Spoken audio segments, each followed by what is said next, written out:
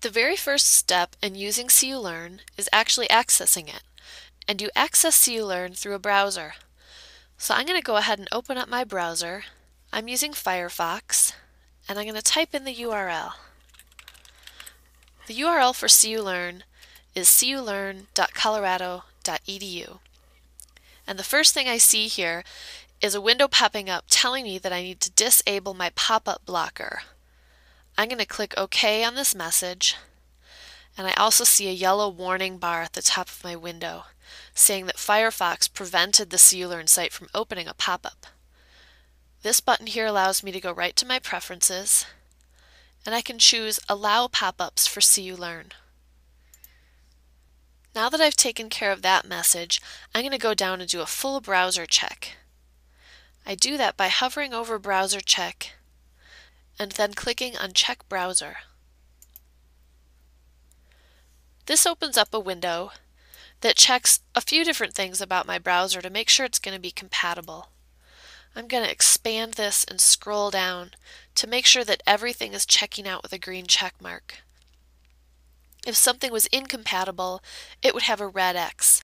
The 5 things that the browser check are looking for is to make sure that your browser is compatible, that cookies are enabled, that JavaScript is enabled, and then these last 2 are the 2 that are most likely to come up as a red X and need you to do something in order for them to work.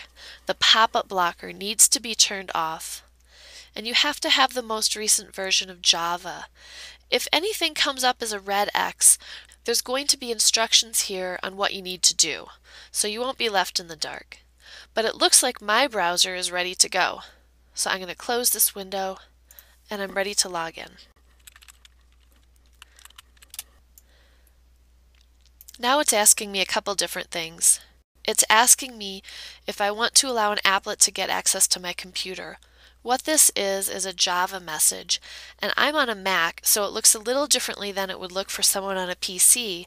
But if you get any windows popping up asking you if the Java applet can access your computer, you have to agree to that. Otherwise, CULearn's not going to work correctly. So I'm going to go ahead and click Allow.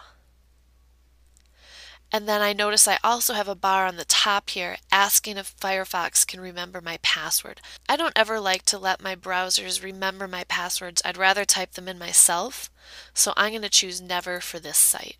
And now we're in the welcome interface of CULearn.